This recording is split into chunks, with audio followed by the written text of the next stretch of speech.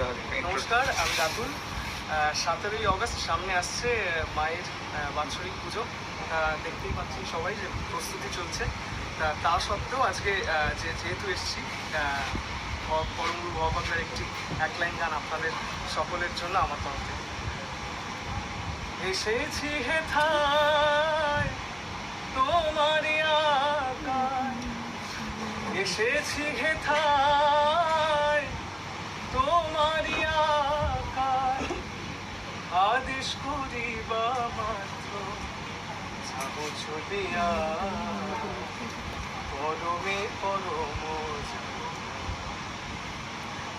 বহু জনার মাঝে তোমায় আমি দেখতে পাই, বহু জনার মাঝে তোমায় আমি দেখতে পাই।